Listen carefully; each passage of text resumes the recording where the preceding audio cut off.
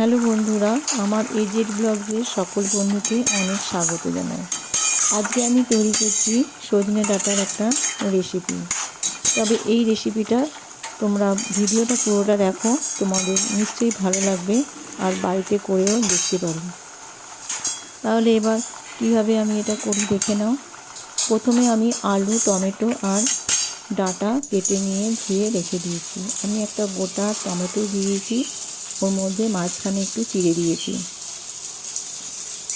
ভালো করে ছোট ছোট করে কেটে এটাকে ধুয়ে রেখে দিয়েছি। এরপর আমি কড়াইয়ের মধ্যে দিয়ে দেবো তেল। তেলটা আমার গরমই হয়ে গেছে। ছোট্ট টুকরো টুকরো করে কাটা আলুগুলো দিয়ে হালকা হাতে আমি এটা নেড়ে নেব। তবে খুব বেশি নাড়তে হবে না, যতক্ষণ জল থাকবে ততক্ষণ নাড়তে হবে। দিয়ে দিলাম সজনে ডাঁটাগুলোকে এইভাবেই নেড়ে দেবো।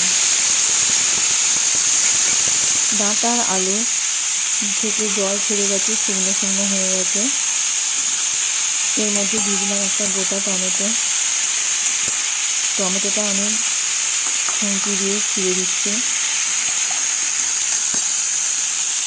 দিয়ে দিলাম একটু নুন, তাহলে টমেটোটা ভালো করে গলে যাবে। আর একটু ভালো করে আমি এটাকে নেড়ে নেব। আমার এটা প্রায় হালকা করে নাড়াই হয়ে গেছে। এর মধ্যে দিয়ে দেবো অল্প পরিমাণে জল দিয়ে এটা সেদ্ধ করতে দেবো। একটু ঢাকা দিয়ে দেবো। ঢাকা দিলে কী হবে, সেদ্ধটা তাড়াতাড়ি করে হয়ে যায়। ঢাকা দিয়ে আমি প্রায় 7 মিনিট পরে ফিরে এলাম। আমার আলুগুলো বেশ সুন্দর সেদ্ধ হয়ে গেছে, জলটা কমে গেছে।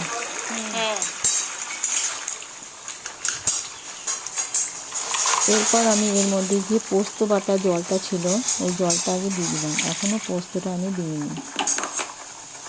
আমি এটা একটু মাখা করেছি, খুব শুকিয়ে যায়নি। দেখছি আলুটা সেদ্ধ হয়ে গেছে। এরপর দিয়ে দিলাম বাটা পোস্ত, বেশ খানিকটা পোস্ত দিয়ে দিলাম। ভালো করে এটাকে আমি আলুর সাথে মিশিয়ে নেব। এখনও আমি গ্যাসটাকে কিন্তু বন্ধ করিনি, হালকা করে রেখে দিয়েছি। দিয়ে আলুর সাথে ভালো করে মিশিয়ে নিচ্ছি।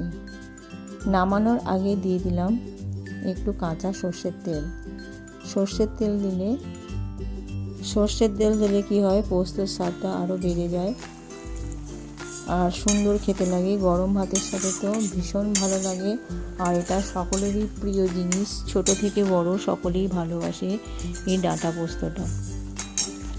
তৈরি হয়ে গেছে আমার এই ডাঁটা পোস্তর রেসিপি। তবে তোমাদের কেমন লাগলো এই রেসিপিটা আমাকে কমেন্ট করে জানাবে, আর বাড়িতে অবশ্যই তৈরি করবে।